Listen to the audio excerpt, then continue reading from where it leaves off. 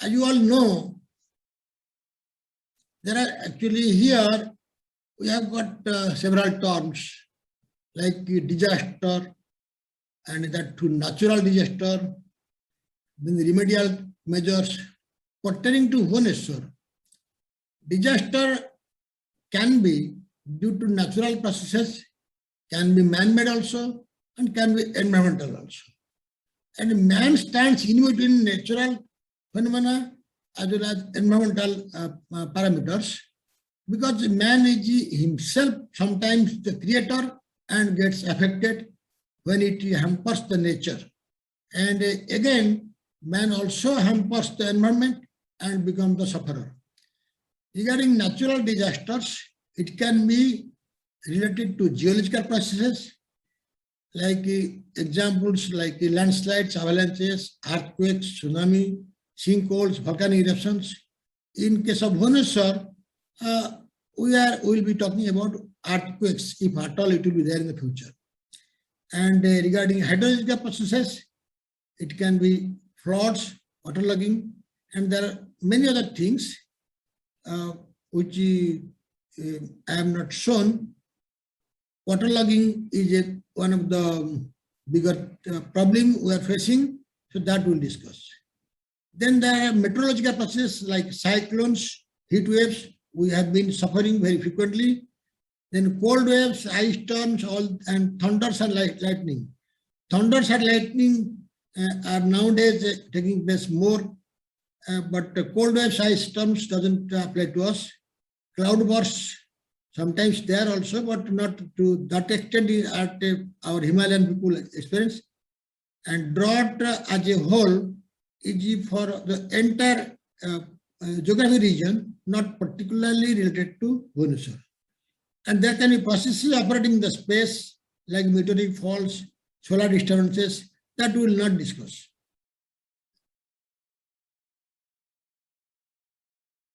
What is risk?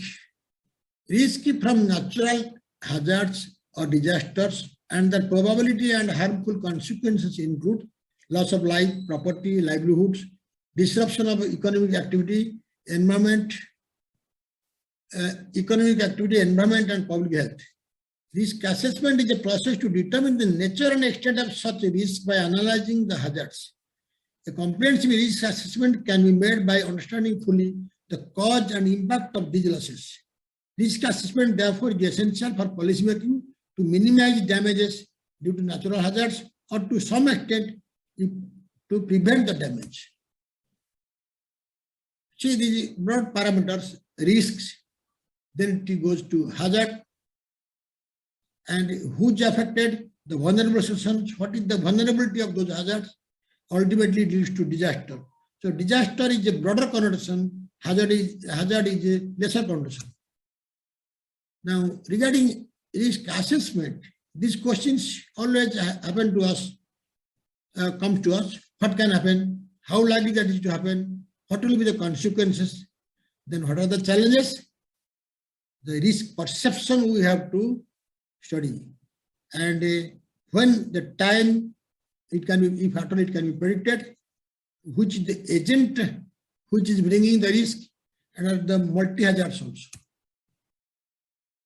The modern city of Bhubaneswar, all of you know, it was the German architect Otto Königsberger who had planned it. It was established in 1948, but formally the state capital started functioning from 1949. That time the geographic area was only 16.84 square kilometers. And this was planned in a neighborhood unit basis with rural-urban coexistence for a limited population only. By 1951, the population of Bhubaneswar was 16,512. Now, within the Bhubaneswar Municipal Corporation area itself, it is 135 square kilometer with 67 census wards and a population of more than 8 lakhs as per census data of 2011. And as per that data also, the population density is 6,228 persons per square kilometer.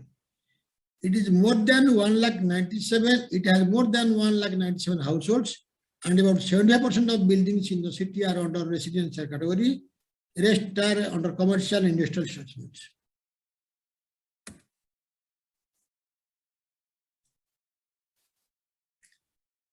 The capital city of Bhubaneswar is also known as a well-known temple city of India itself. There was a time when there were 700 temples in the city. It is the confluence of Hindu, Buddhist, and Jain heritages. The famous temples for tourist attraction, besides the famous Lingaraj temple, are Rajarani temple, Parshurama temple, etc. It has emerged as a major educational hub and health services, as well as figuring in IT map prominently. Thus, the scope of expansion of this city is gradually increasing. Bhubaneswar is categorized as a Tier 2 city and it was identified as a #1 smart city under the Smart City mission, but now it has gone down. It is located in Southern India toposit number 73 H by 11, 12, 15 and 16 with an average elevation of 45 meters above mean sea level in Khordha district of Odisha. This is the geographic limit of a BMC area, and these are the different wards which are shown here. Prominent ones in the northern side are the Daruthanga, Raghunathpur, Kalarahanga wards. In the eastern side are the Janmejapur, Kesura, Bankwal, Baswaghai, Raghunathpur, etc. wards.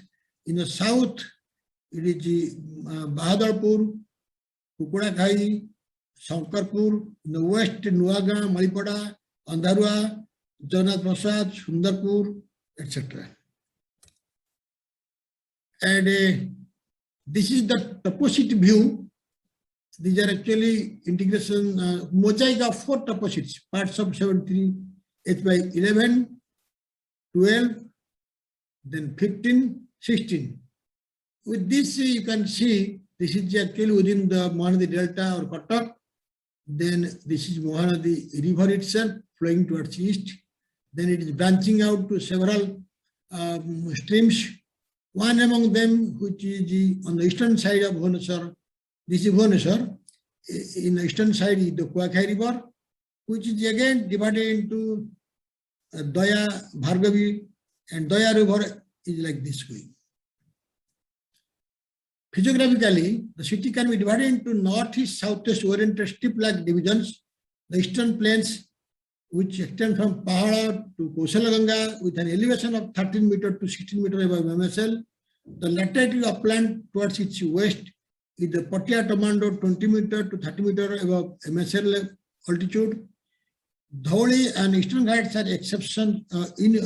One of the Eastern Ghat exposure is an exception within this stretch having 65 meter elevation. And then towards further west is the Akshal Highland. That Akshal Highland extends from Shikhar Chandi in the north to Khandagiri in the south over with a width of 2.3 kilometers, 2 to 3 kilometers, and it has a elevation range of 40 meters to 80 meters above MSL.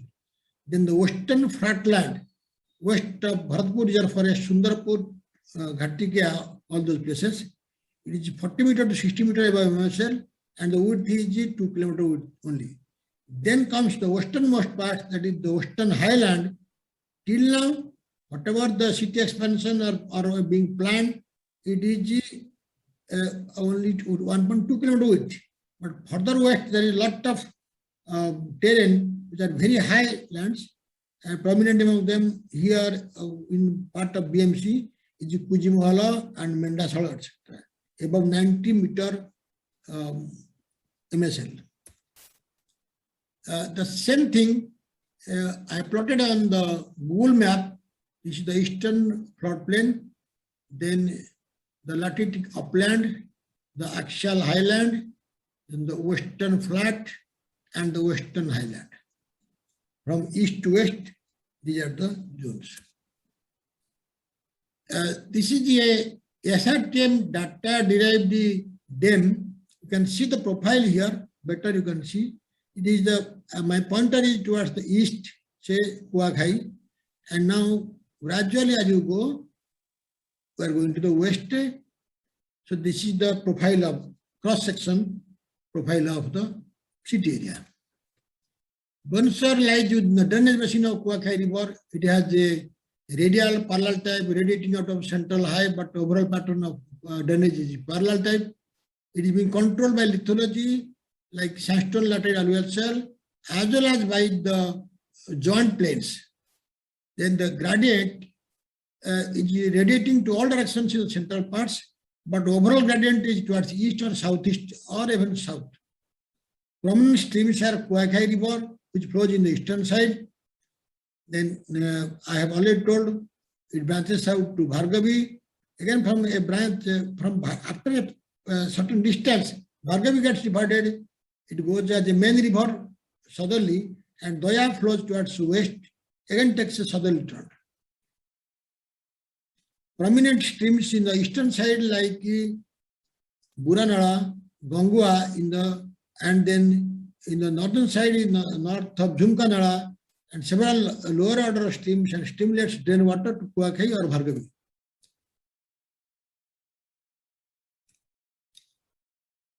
Now coming to Jhumka, it originates from the western highland in the northwest, changes to northeastern direction south of Chandaka, and finally flows easterly north of Pathargadia, and further east forms a broad valley between Prasanti Vihar and Uradhpur.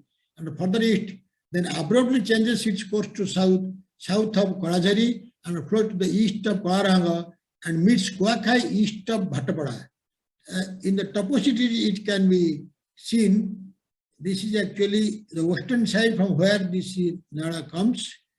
Then gradually, suddenly it changes to southern side, and somewhere it merges near Bhattapada in the Kuakhai. This river, this stream, I am giving more importance because I will talk later. And see that Nala I was referring, it has a dam is constructed across in the province part, that the Jhumka Dam. Because this dam is constructed, maybe the water has become sluggish, and then that has helped the encroachers for that land to reclaim that floodplain areas for so many other purposes. Gangua is a very prominent river. It has got historical importance also. It is originates from Dampada, Chandaka Reserve Forest area. It flows in a northeast direction via Nandankanan, Patia, Kalaranga, Mancheswar, Chakeshani, Rasulgada, and crosses NH5 near Paraswani. Instead of joining River Kuakhai, it flows in its vicinity, then it moves in the southeast direction and flows via Pandra, Jharpada, Lakshmisagar, Badagada, Sisupalagada, and Old Town area, and finally joins the river much towards the south of Bhubaneswar, which there is a place called Kapaleshwar Prasad. It has a parallel course throughout to that of Bhargavi. This is actually, if you can visualize in this map, this is actually Gangua. My pointer is moving like this. And in the opposite also, you can see like this.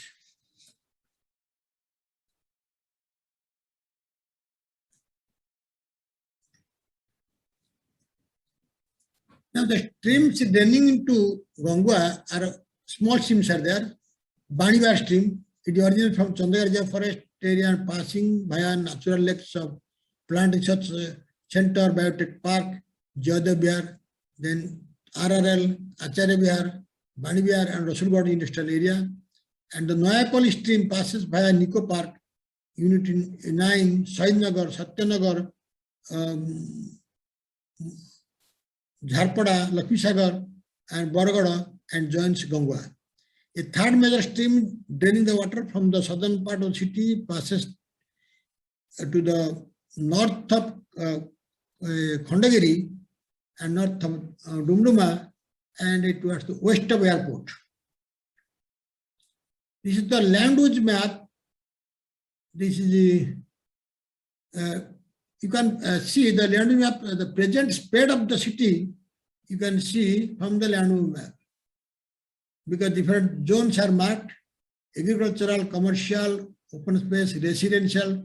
A lot of rates are there. So the residential part is covering from north towards south and southwest, expanding towards east as well as towards west.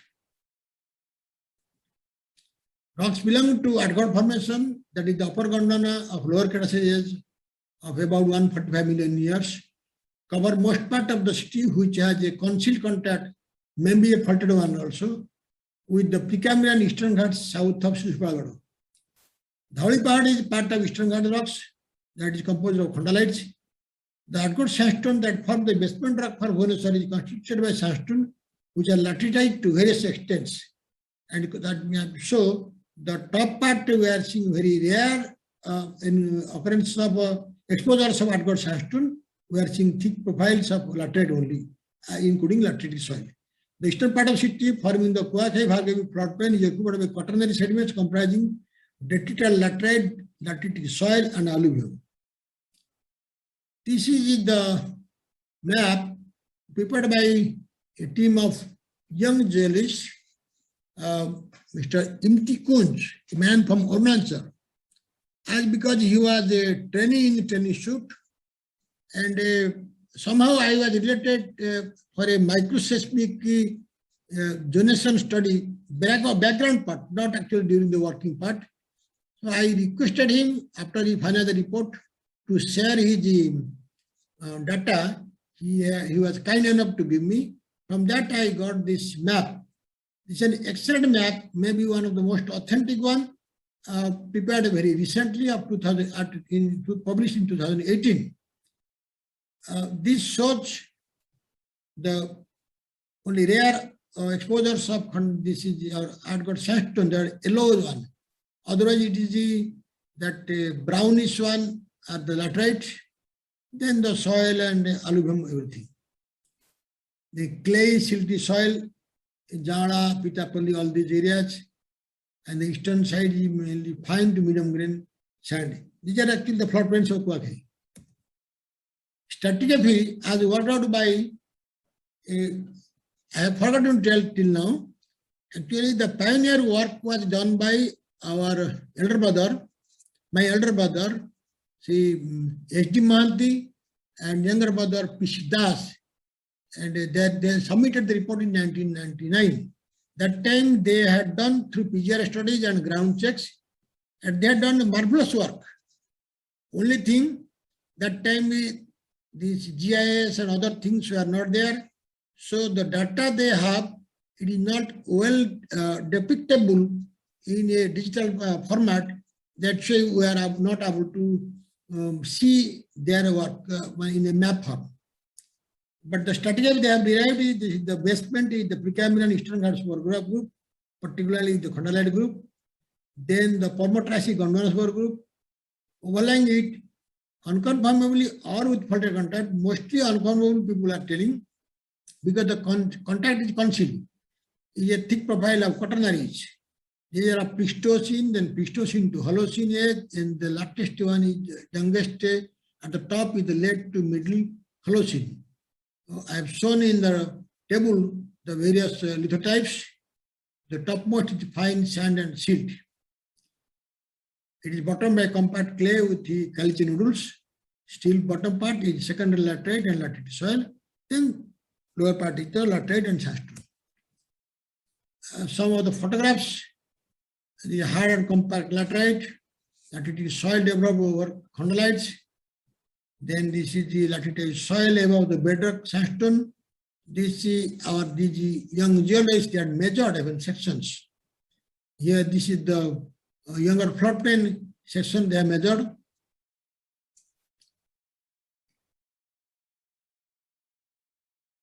The alluvium that is around in the valley of Kuakhai and Bhargavi extremely extensively occupy the area. That is the traditional green belt, which is composed of sandy silt and silty clay. The younger floodplain deposits comprising unequally situated coarse to medium grain channel bar and point bar deposits silty and a sandy silt natural levee of major rivers, clay-rich channel fields of tributary lower order streams like Gangua, Jhumka, Airport West Nala, and several other nalas. And the basement rock, I have already told, structurally, it is almost horizontal to subhorizontal type with the prominent joint sets of northeast, southeast, east, northeast, west, southwest, northeast, southwest trend. This trend of the joints have decided actually the small nalas that are shown in the drainage network. The external rocks, mainly Khandarite, they have a east-west trend with the nodal dips of very steep dips, 70 to 80 degree faults. Gondwana sediments are deposited definitely in graben or half graben type structure. If it is half graben,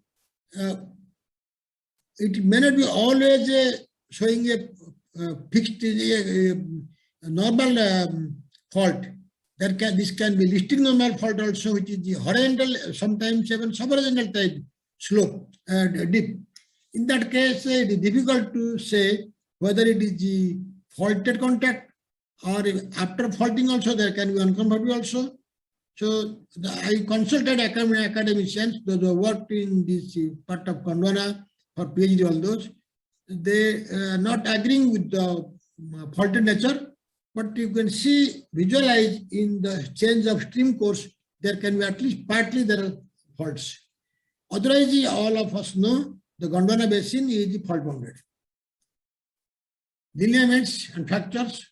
The north and south trending stream courses of Damanasura, Daruthenga, the north-northeast southwest trending Jokalandi Nala, the east-northeast west trending Nayapalli Nala and Bharatpur Nala. The Gangwa Nala follows a very prominent fracture lineament with the linear trend from Chakasani, Somaigoda, Parasuni, Lakshmi Sagar, Barod East with a north-northeast southwest orientation. The abrupt westerly course of Gangwa from west to again back to south, following the trend of Daya, north of Dhauli is interpreted as a fault. Mahant and Das in 1999, they interpreted the stream course of which is actually nearer to the airport. With certainty they are telling it is a fault, and even they caution that the airport should not have been constructed there, that is, it lies on a fault plane. Floods and waterlogging in the low-lying areas of city have become endemic rather. The southwest monsoon contributes a considerable portion of heavy soil rainfall in both onset and withdrawal phases, which generally lead to both flash floods in short time. Localized flooding, waterlogging, we are experiencing ourselves. In the last 2 decades, it has become more. Although the city is becoming more and more planned, but this problem is never ending. Flash flooding is very much perpetually any rain. The city of Bhubaneswar has been experiencing localized flooding of waterlogging in many areas also. Bhubaneswar has a system of natural drainage comprising of 10 drains. Due to rapid growth in infrastructure, encroachment, siltation, and dumping of debris by the builders or even resident people, the natural carrying capacity of the drains has been reduced considerably. Due to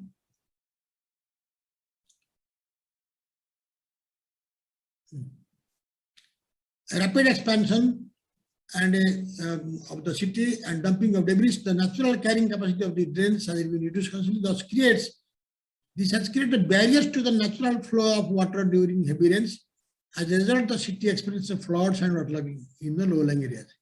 Statistical analysis of rainfall data suggests that rainfall amount per event has varied from 100 mm to 520 mm, and the frequency of flash floods across the city has increased from 1960 onwards. This is, I am not telling, this is the, as per the UNDP Government of India joint project, which had submitted report in 2014. Most of the high-rising buildings are located on the unconsolidated to semi-consolidated valley fields of streams. Many such areas having government land become preferred location for slum development. The situation is such that the original course of the streams have been frequently changed or either narrowed, filled with debris, thereby obstructing the free flow of natural drainage. Examples of this overflowing is always seen where incidentally I have got a flat in front of ISKCON, Noyapalli, Acharya Vihar, Chansapur, Rangamatia, Saliasai, GTP Colony, Dumduma, Satyanagar, Lakshmisagar, Bamikhal, Old Town, Rasulgarh, then Manchester, Besasnagar, Sundarpada, Chokeshani, and so many other places. The historic Ganga River on the bank of which stands the Sisupalgada, unfortunately being gradually encroached upon by the unjustified means. Sisupalgada, I am told it was once the capital of our famous king Kharavada. So that time actually through boat or maybe small ships, they were able to trade. The river course is now it is so narrow, or you can't even identify at many places. The river course is either blocked due to various construction activities, or the existing ones are highly polluted due to discharge of urban liquid and solid waste into it. At many places it is converted into sewage stream, and many people do not recognize it as a river. This is again a map from that UNDP team's project report. You can see the vulnerable areas which are full waterlogged areas, the deep bluish ones. These are the scenes. This is ISKCON view, and here are the different slums. And otherwise, these are ponded here. Actually, totally, this place is a large water body pond in village Kesura. Kesura has also expanded like anything, but I don't know how it is planned for that area which is dangerous one.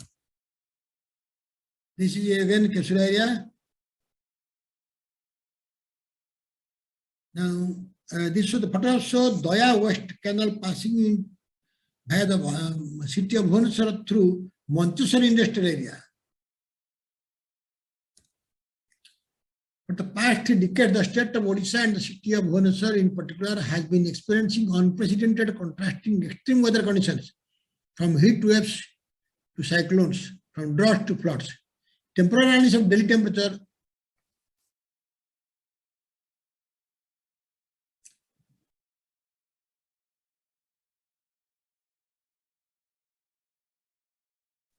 temporal analysis of daily temperature data for the past 3 decades show a steady increase in city temperature.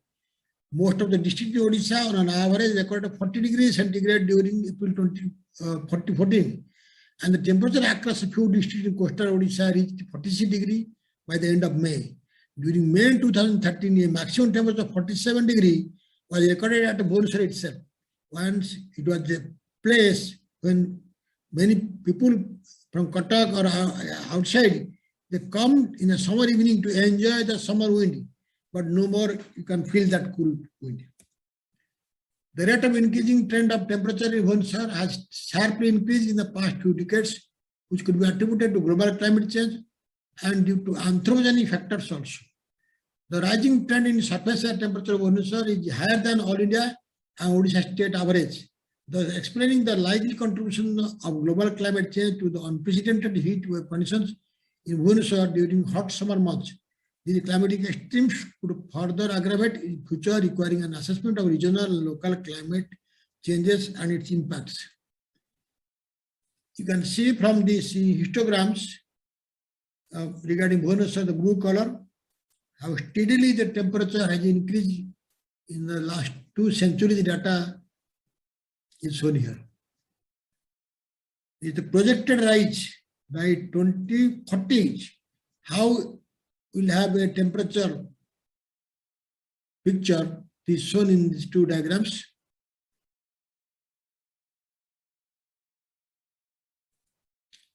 Almost all water bodies have been converted to concrete buildings by private builders because of the demand in the rise of demand in the residential land. Uncontrolled flow of sewage water and contaminated water and solid waste dumping, rapid loss of wetland as in Satyavihara, and drying of water body in many places on Kongwa Nala course itself. Loss of trees post super cyclone without much replacement, fall of groundwater table due to over-utilization and misutilization of water bodies, less of recharge and increase in discharge owing to population growth. These are the main contributors. See, this is an old statistical data fall in the groundwater level. The different major areas are shown on the left side. In 2006 and 2010, you can see the changes. Unit 9, this is unit 8. It was 7.1 meter level below the surface. Now, by 2010, it became 8.25. So, everywhere, in all the areas, it has gone down. And by 21, I don't have figure, it must be much below the surface level. Building codes for residential buildings, therefore, the remedies are building codes for residential buildings should be revised, giving importance to heat wave risks in the city with the thrust on green buildings. Green building design should be adopted for government and public buildings. Design specifications should be taken into consideration, and the guidelines should be issued for heat reflecting material or rooftops for existing buildings. Green cover should be further improved in the city in a phased manner. The groundwater recharge ponds must be constructed within the campus of residential, commercial, as well as government buildings or apartments, wherever it is there. As that is in Hyderabad, Jyotish Bhai ji here, he can say with confidence, Hyderabad is a must. Unless you have got a recharge pond, your plan will not be approved. Creation of water bodies like ponds, lakes, and check dams, and renovation of old ponds and wetlands. Now, we are actually suffering. I'm going as per the actually intensity of susceptibility of our city to various hazards are leading to a disaster. Then comes the cyclone. The state as a whole and coastal areas in particular are exposed to periodic cyclone storms accompanied by heavy rainfall in the period from September to November. The tropical cyclones originate in the Bay of Bengal and affect the coastal region of Odisha during 2 seasons in a year. Pre-monsoon phase during April-May and post-monsoon phase during that means the Udal phase, October to December. In addition, intense depressions during the monsoonal periods and especially during the southwest monsoon are also affecting the Odisha coast. The peak frequency is found to be in the month of July, August, and September. According to UNDP report, its wind and cyclone zone is at a very high damage risk. During late withdrawal phase of the southwest monsoon in October, almost every time, October 30, I always see towards the sky, what will happen. I perceive the risk because we have experienced 99 cyclone which is the worst in our memory. October 30, 1999, Bhubaneswar city received a record 43 centimeter rainfall in a few hours. Again in the year 2009, rapid formation of mesoscale disturbances due to strong low level convergence of moist air from the Bay of Bengal in the presence of convectively unstable stratification was responsible for heavy rainfall, which led to widespread heavy rainfall events. The 1999 Odisha cyclone caused a lot of losses to life and properties, and city infrastructure was greatly affected. The city of Bhubaneswar is due to its geographic position, it has a limited exposure to very severe cyclone storms and as well as to super cyclone. But still then, 1999 experience we cannot forget. However, various storms of different intensities affect the city, especially those that made landfall in the neighboring districts such as Ganjam, Puri, Jagatsinghpur, and Kendrapada. In the 137-year period, I'm not able to see here because the panel is overlapping. This disturbances passed within 150 km radius around Bhubaneswar city that include 39 cyclonic events on an average of one cycle in 3.5 years. Severe cyclonic storms of November 73, May 1982, very severe cyclonic storms of September 88, then November 1891, October 1912, September 1936, October 1967, and October 1999 super cyclone. Therefore, a comprehensive modeling approach was adopted by the UNDP team, and it was suggested to Government of Odisha for a cyclone hazard assessment for one city for the computation of wind speeds associated with various extreme events. We do not know what is the plan. Cyclone like earthquakes cannot be mitigated. However, unlike earthquakes, cyclone gives enough indications or warnings days ahead. IMD and other weather forecast departments are now capable of giving accurate warning, and of late the SRC, our special relief commissioner, incidentally he is a geologist, makes shifting of vulnerable places to safe places. Post 99 super cyclone, the government has constructed several cyclone shelters, but other long-term measures, particularly for cities like Bhubaneswar, are not adopted. However, many more measures still lacking in the implementation stage are seen on the ground, particularly on building code violations and unauthorized constructions of unsafe houses, as well as lack of awareness program among the vulnerable section. Among utility networks, the electric lines, railway lines, water lines, and sewer lines, the estimated economic losses are highest due to cyclone winds. Maximum loss borne is the nature itself. Uprooting of trees take place in a very massive scale, both in rural and urban areas. Large-scale plantation to replenish the already lost trees are not yet replenished, which the trees suffered in 1999. The type of plant also matters a lot, because if you plant a brittle which can break, such type of plant pose more danger. Now, of course, government has taken some steps. Forest department is planting some plants which will not immediately break. Gradually, we should convert the overhead lines in general and electric power lines in particular to underground cables. This will help in avoiding damage and loss due to cyclone winds. Replacement of asbestos roof buildings with roofs resistant to cyclone winds, that is another recommendation. Now, this is the map, cyclone hazard map of 100-year return period. And here you see the maximum affected area is the north, maximum intensity area is the northeastern segment of this present BMC. India has been, now let's come to our pet subject, that is the earthquake. India has been divided into 4 zones depending on the earthquake vulnerability of the area: zone 2, 3, 4, and 5. Zone 2 is very low damage risk zone. Zone 3 is moderate risk, damage risk zone. Zone 4 is very high damage risk zone, and zone 5 is very high damage risk zone. This is as per the seismic zone map as far as the Odisha is concerned. That part I am showing here on the right side. Left side is for the entire India. This is as per the zoning map of India in 2002.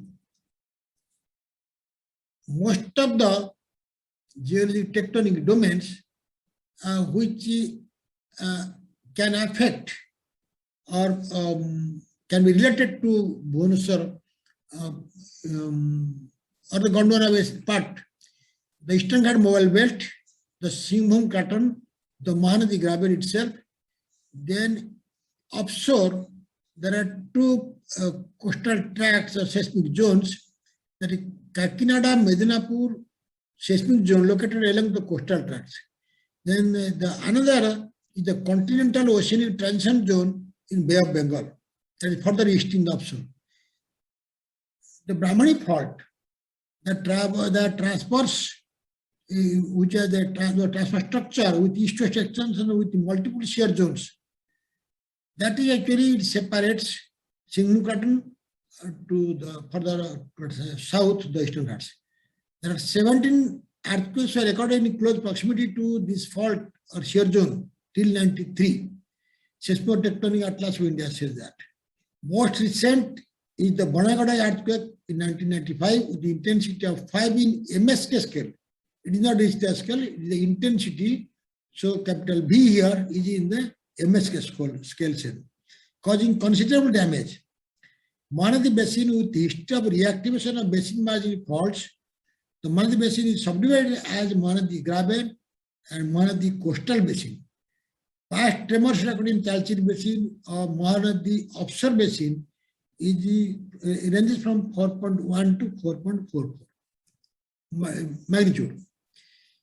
Bhubaneswar is located on the upper Gondanach with EGMB on the south and overlain by the Quaternaries. The Bikaner basement is a complex basin comprising several northeast southward trending horst and gravel structures as per the Seismographic Atlas of India. Towards south of Bhubaneswar lies the coastal areas of Odisha, forming a part of the Kakinada Medinapur seismic zone, located along the coastal tracts and the Yosin Hinge zone I have already told. History of recent earthquakes with the tremors felt in Bhubaneswar are related to Kakinada Medinapur seismic zone, such as the 8th of April 82 with 5.4 magnitude and 21st May 2014 with the 5.9 magnitude. Such magnitude is not actually negligible. Only thing we are lucky that it did not persist for more time. It was for few seconds. Had it been for more time, then lot of damage you could have seen. The last generated moderate to strong ground shaking of Mahanadi Delta as a whole. This is the 21st May 2014. That is the Mahanadi Delta as a whole was strongly ground shaking was felt. Although it was located 270 kilometers offshore of Bhubaneswar, the focus. This is shown, this is the continental oceanic transition zone, where there are 5 earthquakes located with magnitude of 4.4 to 5.4, and that is from Bhubaneswar at 110 kilometer distance. Singhbhum Katoni related, there are 3 such things, earthquake focuses, epicenters, and 4.3 megawatt to 5.2 megawatt, 190 kilometers from Bhubaneswar. So similarly, Mahanadi Graben itself, it is origin of earthquakes related to this Graben to the basin marginal faults. There are 5 such earthquakes, 3.8 to 4.7 range. Is very low, indicated 138 kilometers away from Bhubaneswar. In the Kakinada Medinapur seismic zone, 5 such earthquakes are recorded, 4.3 to 5.5. It is 100 kilometers on an average outside Bhubaneswar. Yosin Hinge zone, in the Bengal basin, it is 4.1 to 5.2 magnitude earthquakes, 233 kilometers away from Bhubaneswar, and 3 such earthquakes were recorded. This is the earthquake attack collected from different sources like USGS, IMD, NDMA, and Seismographic Atlas of India over a period of 825 AD to 2016. It shows 21 records in these 300 kilometer radius around Bhubaneswar zone. If you take Bhubaneswar as a center, around 300 kilometer radius, so there were 21 records of earthquakes of a different magnitude, not very dangerous level, but there is this bigger red, it shows 6.1, it is further south and in the oceanic part. This is a map maybe of from Oil India. This shows actually geophysical profiling they have done in the offshore. There are a lot of basement uplifts and depressions, then again uplift, depressions, uplift, depressions, and given different names you can read itself. Konark uplift, Puri depression, Numapada, Balikoda uplift, Padi depression, Bhubaneswar Kendrapada uplift, Cuttack Chandabali depression, and Bhadrak shallow basement. This is actually along east-northeast to a southward direction. But the other hinge zones I was talking, it is almost parallel to the coast. Despite the unpredictable and inevitable nature of the earthquakes, its predictions have become difficult. Naturally, it cannot be predicted. Till now, no prediction has been done for occurrence of incidents of earthquake to place. It takes place suddenly. But there are well-defined seismic zones where earthquake-proof buildings are constructed. It is claimed that Bhubaneswar is relatively safe from earthquake probability. Let us recall the memories of Khiladi earthquake of 6.3 magnitude in 93, Jabalpur earthquake of 1977, and that is 6.1, and that of Kutch. This Khiladi and Jabalpur, nobody had predicted earlier because that was coming also under seismic zone 3. So these places are located in the so-called safer zones. Thus, low to moderate risk areas like Deccan Traps are no longer considered safe and they fall in zone 3. The latest 2014 earthquake of 5.9 magnitude in Bhubaneswar gave a strong message to the planners of Bhubaneswar Development Authority. And fortunately, I had represented GSI from Odisha side. Then I gave a suggestion, you please go for a seismic micro-zonation study for Bhubaneswar. And they asked me what to do. They told you send a formal request letter to Government of India. In turn to GSI, it will come and GSI will thereafter take it. And it happened like that, thanks to our Girija Mahapatra Sahab. He pursued a lot. Otherwise, it was also kept somewhere. Then a study was undertaken.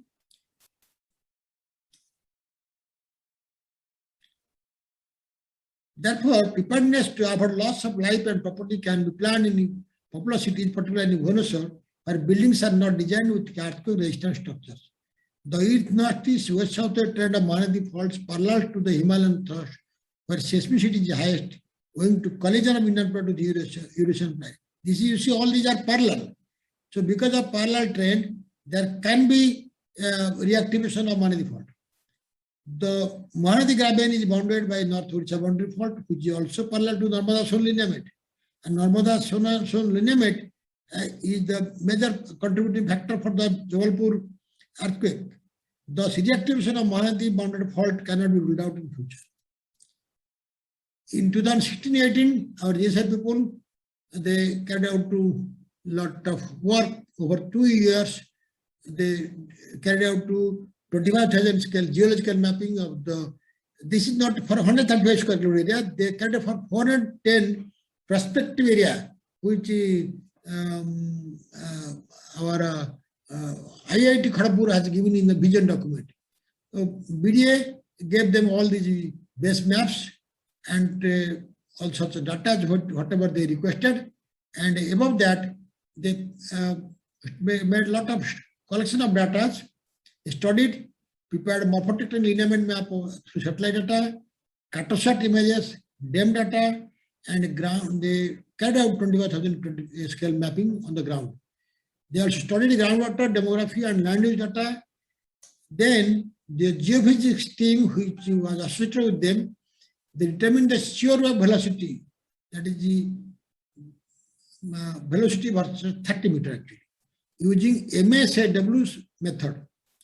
Geophysical studies like site response study, resistivity survey, and finally prepared thematic layers which were integrated in GIS platform, and they have given a seismic zonation map for Bhubaneswar. In fact, actually a seismic zone factor of 0.16 is taken as the best for this study, because that is the overall taken everywhere.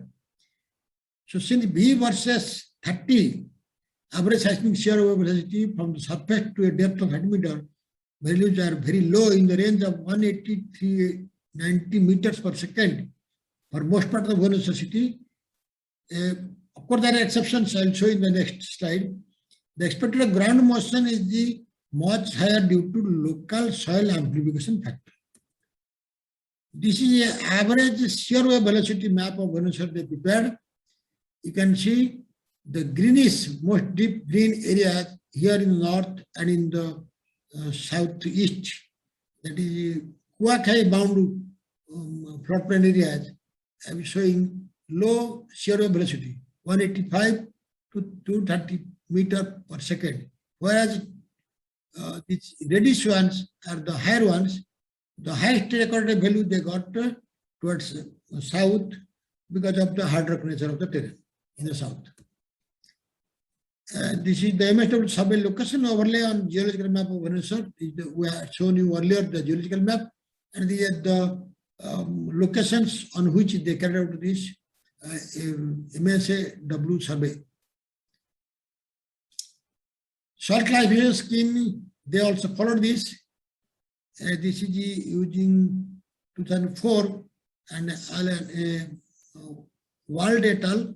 And Wald and Allen 2007 approach in a gridded 0.1 kilometer to 0.1 kilometer versus 30 map. Considering soil index map have been generated using any HRP. This is I had taken also from UNDP, and our geologists also followed this one. Because this is the background for hard rock, for sedimentary rocks of Miocene age, sedimentary formation of mid-Loessene, Pleistocene age, and Holocene alluvial soils, then for younger alluvial and non-engineered artificial fields, soft clays, peat, and swamp deposits less than 90. This is the standard. Above that or below that can be anomalous. The spatial variations of these various values they got and plotted in this map, not our people's map. This is the, as per the UNDP map, 2.94 to 3 is the spatial variation, is the B versus 30 value. This area, the deep brown or cherry red, this is the most dangerous one. But our planners are not careful. Even city is expanding toward this side, and there are many other places because where there is nala fields, so value is low. Now, this is another factor, site application factor for different soil index values.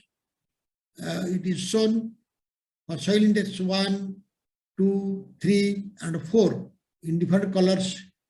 The red one is for soil index 4. The green is for 3, the pink is for 2, and the dark, bluish one is for 1. This is standard diagram. The site application factors were calculated based on the higher elevation V versus 30, velocity versus 30 meter. Based on soil index map, these have been multiplied with the PGI rock value, PGI accumulator. The final seismic hazard map generated at a ward level contains seismic ground motion estimates at surface level by taking into account the local soil amplitude factors in different parts of Bhubaneswar city.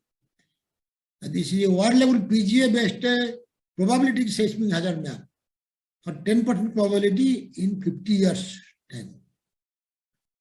Again, this same color they have followed here. This is lighter ones, lower probability, and the deeper ones are higher probability. This PGA values at basement rock level in seismic zone 3 with maximum intensity of 7 is 0.16. That is 0.016 meter per second square. In case of Bhubaneswar, it is found as 1.13. As per our GSI report, this is very negligible. That's why it is not very seriously taken, but different parts explain different levels of ground motion due to local soil condition effects. For different soils, these are the any HRP site classification of Beluch, site classification map of Bhubaneswar master plan area. Now see the seismic susceptibility map of Bhubaneswar. This is the final in the master plan area. That means for 410 square kilometer, it is shown. Here, very low susceptibility are these light bluish ones. Low susceptibility are the light greens. Moderate susceptibility values are the brownish ones, and again deeper green, high susceptible zone. So around Khordha it is showing high susceptibility, Jotni also high susceptibility. And naturally, anybody can anticipate that these floodplains of Kuakhai, these are high susceptible, and very high susceptible is again lies on the eastern side in the floodplains. Effects of earthquakes, local geological, geographical, and geostructural features can induce high level of shaking on the ground surface, even from low intensity earthquakes. Even earthquake of 6 to 7 occurs at shallow depth, with a residence time of about 2 minutes. Most of the less resistant buildings built on weaker zones, alluvial soil will be severely affected. The thickness and extent of these sediments, this overburden thickness I am talking, within short distance, both horizontally and vertically, and of recent age with the depositional environments like river and swamp, are generally considered susceptible to liquefaction.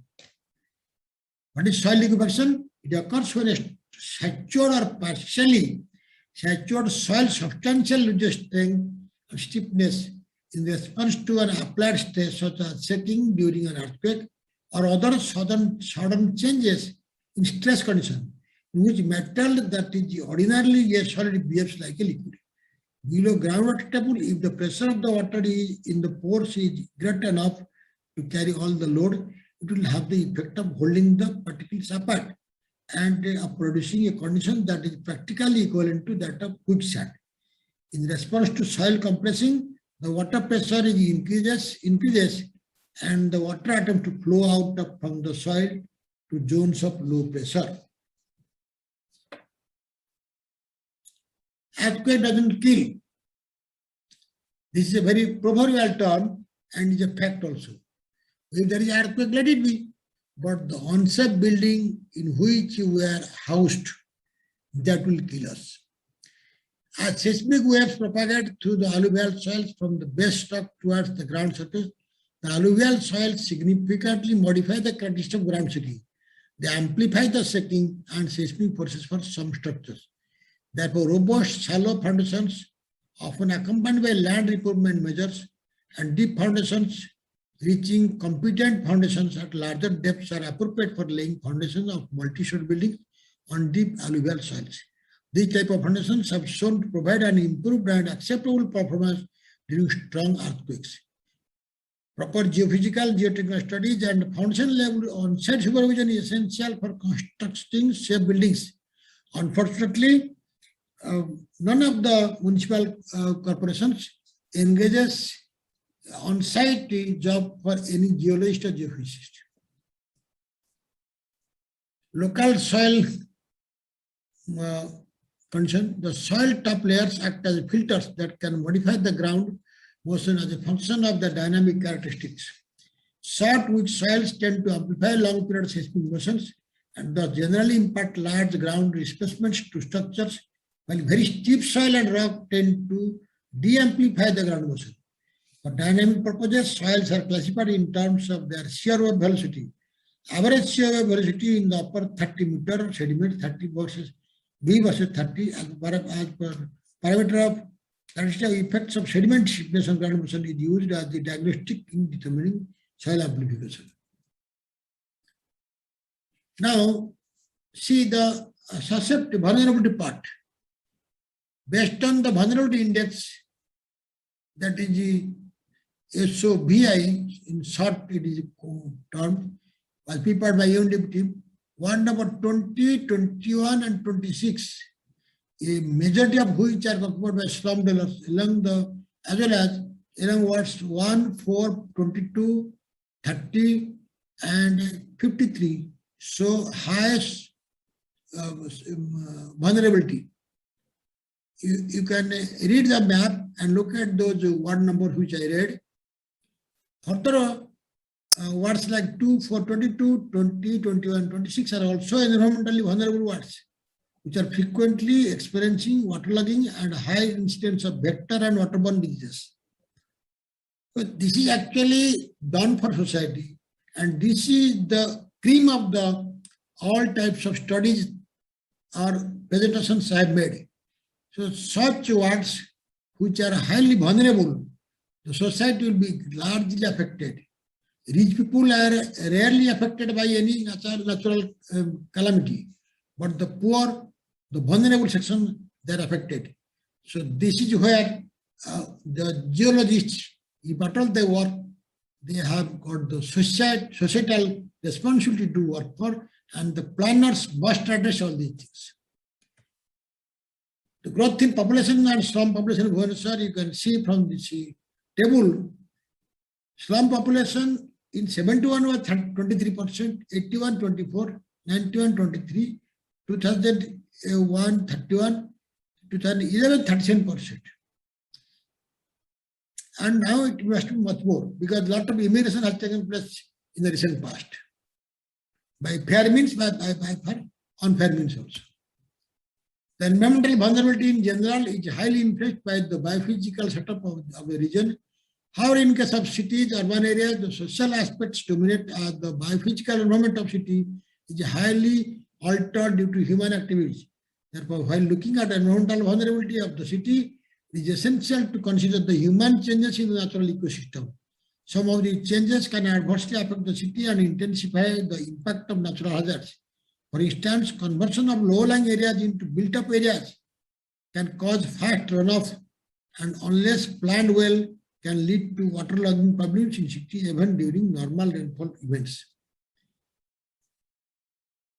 Even UNDP had suggested many remedial measures and categorized many things based on human activities and natural elements on the landscape within a specific time frame on established scientific and statistical methods of analysis of appropriate source material.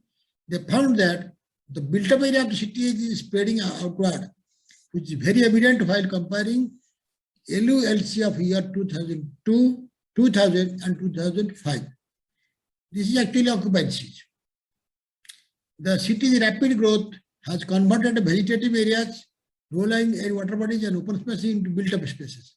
Built-up environment has increased the rainfall runoff, leading to water inundation problem in many parts of the city, and during summer month increases the heat wave situation of city due to lack of radiation, due to back radiation. This is actually that LULC composition of Bhubaneswar shown in this pie diagram for different periods. You can see how the blue zone is expanding. In 2004,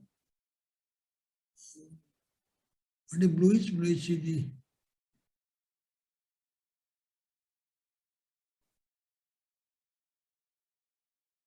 the analysis of land cover showed that the residential area experienced maximum growth of 84% in the city between 2000 to 2011, while the conversion of green area and open space is 71% and 61% respectively. Now, I am concluding with the following recommendations as a remedial measure. The city master plan needs to consider hazard risks from various natural hazards and integrate mitigation measures in its planning process, which has to be revised from time to time. The government portal shows many follow-up policies after the 2030 vision document given by IIT Kharagpur, but I doubt what is being translated on the ground and to what extent it is translated. City, with the support of the political representatives, need to enforce land use zoning and building codes based on hazard and risk maps. The haphazard growth of cities should be checked by ground surveying. As a medium and long-term measure, the city should build a stormwater drainage system for the entire city to avoid urban flash floods, urban logging, waterlogging. Solid waste disposal system should be systematic and robust.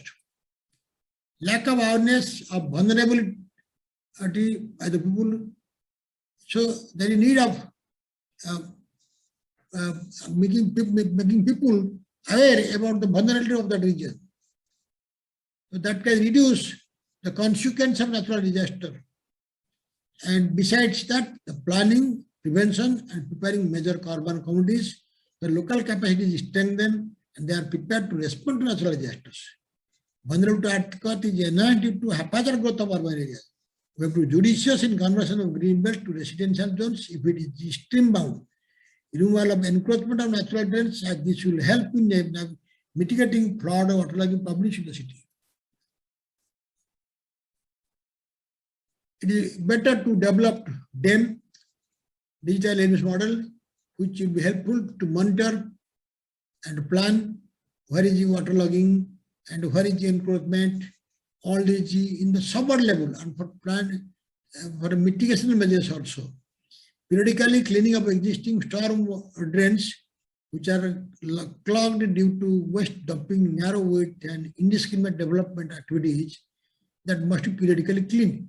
Improvement of the existing solid waste disposal system and enforcement of non-dumping of solid waste drains. The service delivery of the city administration, especially the solid waste management, sewerage network and public transport system will also be taken into considering the population growth of city. Removal of unnecessary slum pockets from stream valleys and rehabilitate them by constructing multi-story small-sized apartments in suitable locality. This is in my view. Because actually in any city, we can survive without the slum people. And the slum people, because they are not able to get enough job in the rural areas or from where they have migrated to cities, they have to stay here. In any city development, if somebody reads political geography, there is a central business district, and around that, always the slums develop.